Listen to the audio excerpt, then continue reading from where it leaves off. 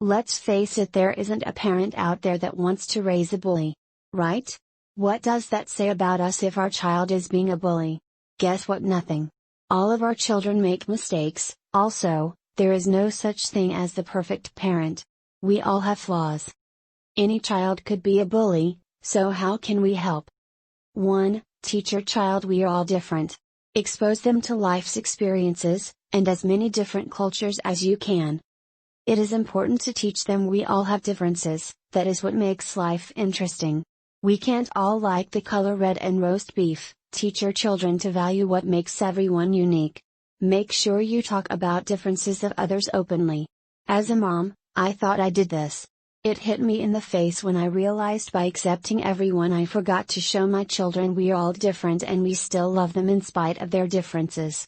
It wasn't until my 8-year-old made a statement about another person's lifestyle that I realized that it's not just me and their dad in their world. Other people talk and share what they don't like or accept. Thankfully my daughter made her statement out loud to me alone. From that day on we talked about how special people are and it's not our job to judge people. Not only did we talk about differences, we jumped in and experienced it.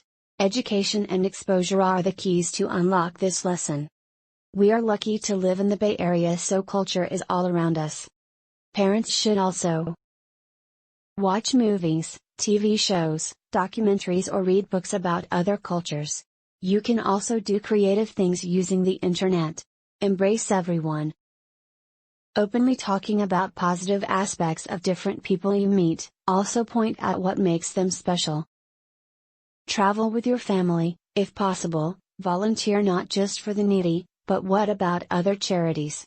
Maybe Pregnant Teens Center, foster youth groups, cultural events. Attend events that celebrate others such as a pride parade.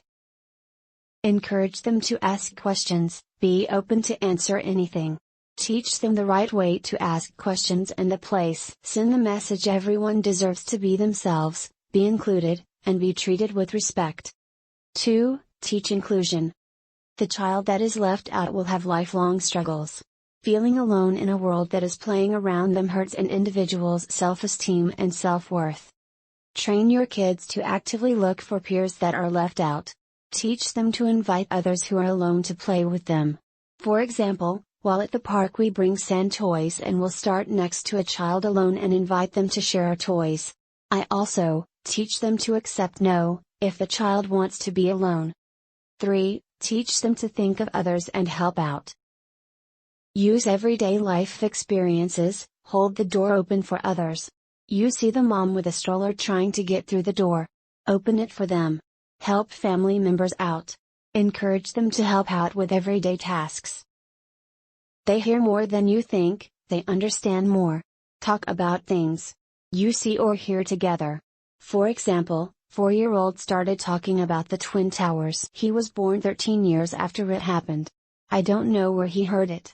We talked about it at his developmental level. We talked about how everyone came together to help. When we see something on TV, we talk about what we could do. With my girls who are older, we also went to plays with strong messages. To be honest, in almost everything there is a message. Look at Disney movies. So much to talk about. Bring up your life stories, talk about the new kid, how they are feeling. I remember how crushed we all felt when my daughter spent the day alone on her first day in a new school, in a new city. It was crushing for her and me as a mom. We talked about what she could do the next day. Now I can share that story with my students and my son. Help your neighbors. Do you have an elderly neighbor, a new mom, or neighbors on vacation? What can you and your child do to help? 4. Teach right from wrong. Not everyone is taught right from wrong. Teach your child that we can make good and bad choices. Teach them to ask themselves if their choice is right or wrong.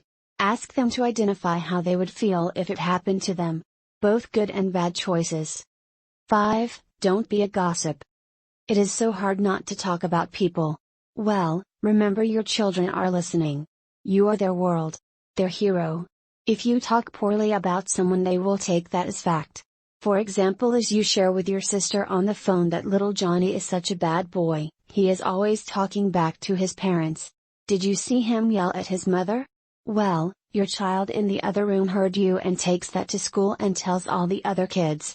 At the school I worked at, a parent decided to say dumb negative things about a sweet little girl that was in their class. The other parent banned her child from playing with that little girl. It caused the little girl to be alone. It turned out that the woman's daughter that started the rumors didn't want the girl playing in her playgroup. The girls were never friends again. 6. Finally, be an example. Don't turn a blind eye when you hear kids being mean to other kids. Talk to the teacher. Correct the kids. Give your child tools to help the voiceless teach your child if they see kids being mean. Never join in if at all possible. Stand up for kids being left out or bullied if it continues. Tell a teacher or a grown-up and to include everyone. Be a good example and live by these simple rules. Don't gossip. Include everyone. Do the right thing. Value diversity. Be the voice for the voiceless.